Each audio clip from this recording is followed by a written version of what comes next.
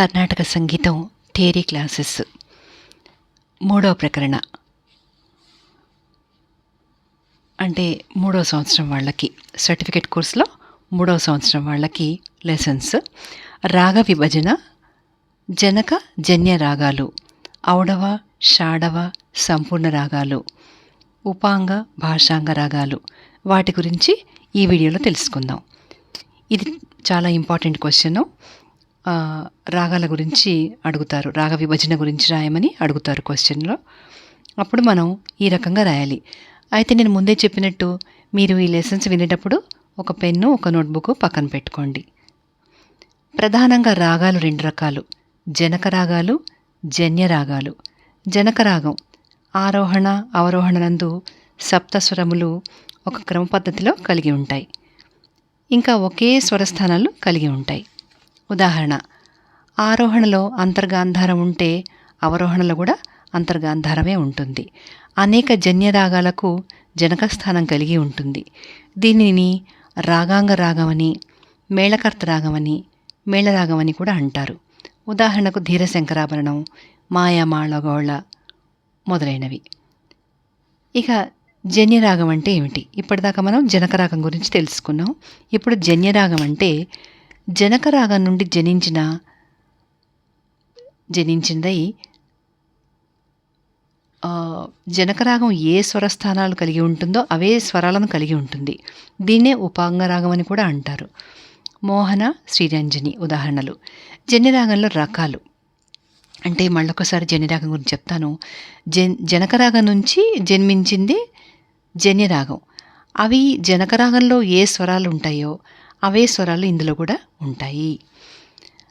జన్యరాగంలో రకాలు ఔడవ రాగం, షాడవ రాగం, సంపూర్ణ రాగం, ఏ రెండింటినైనా కలిగి ఉన్న రాగం. ఇవి కాక జన్యరాగాలలో రకాలు భాషాంగ రాగం, వక్రరాగం, నిషాదాంత్య రాగం, దైవతాంత రాగం, పంచమాంత్య రాగం. అంటే నిషాదాంత్య రాగం అంటే నీతో ముగించబడే రాగం. అలాగే దైవతాంత రాగం అంటే దతో ముగించబడే రాగం. పంచమాంత్య రాగం అంటే పతో ముగించే రాగం. ఇప్పుడు మనం ఔడవ రాగం గురించి తెలుసుకుందాం. జన్యరాగాల్లో రకాలు ఔడవ రాగం, షాడవ రాగం, సంపూర్ణ రాగం, ఏ రెంటినైనా కలిగి ఉన్న రాగం. ఇప్పుడు మొదటిది ఔడవ రాగం చూద్దాం.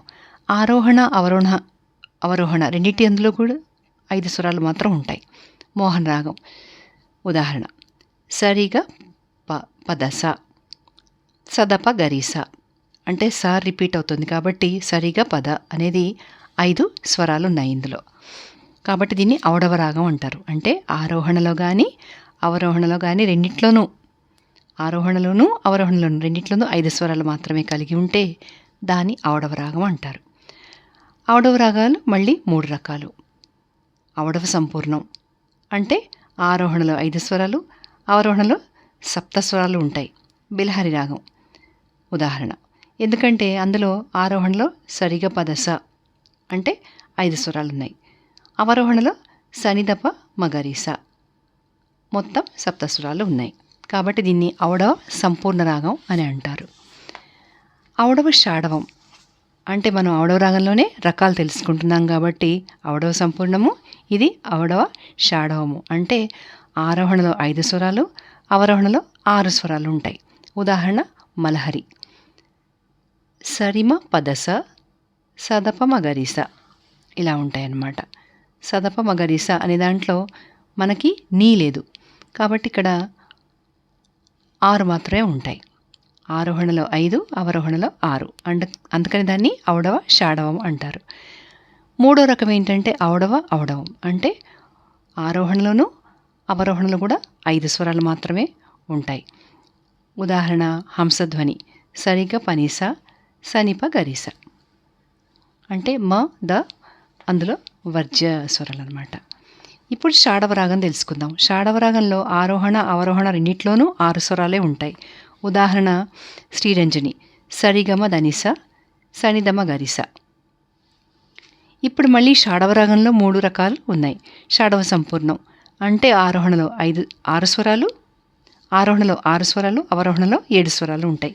ఉదాహరణ కాంబోజి సరిగమ పదస, సనిదప మగరిస అంటే ఆరోహణలో 6, అవరోహణలో పూర్తిగా 7 స్వరాలు ఉన్నాయి. కాబట్టి దీన్ని షాడవ సంపూర్ణం అంటారు.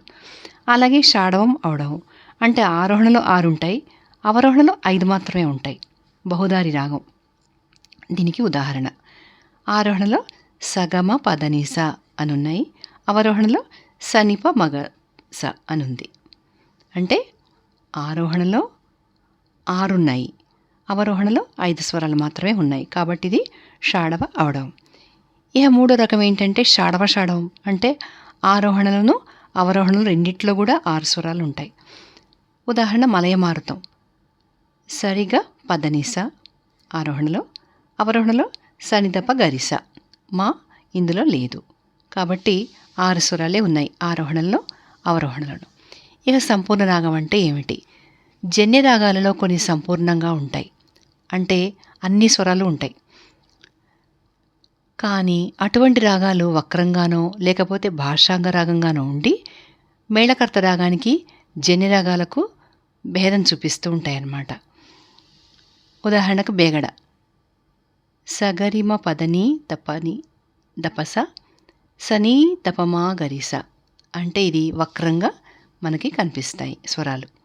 ఇక భాషాంగ రాగం అంటే ఏమిటి? జనకరాగం నుండి జనించిన జన్యరాగం తన జనకరాగ స్వరాలే కలిగి ఉంటుంది. రంజకం కోసం అన్య జనకరాగాల నుంచి 1, 2 లేక 3 స్వరాలని ప్రయోగించబడుతూ ఉంటుంది. అలాంటి రాగాన్ని భాషాంగ రాగం అంటారు.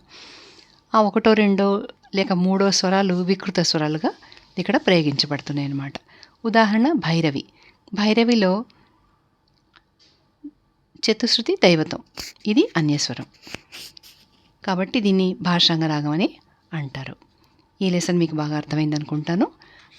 మళ్ళీ ఒకసారి చెప్తున్నాను. ఒక నోట్బుక్, ఒక పెన్ను పెట్టుకుని చక్కగా రాసుకోండి. తర్వాత దాన్ని రివిజన్ చేసుకోండి. చాలా ఈజీగా ఉంటుంది, గుర్తుంటుంది, అర్థమవుతుంది. మీరు ఇది వింటున్నప్పుడే మీరు నోట్స్ రాశారంటే చాలా బాగా అర్థమవుతుంది.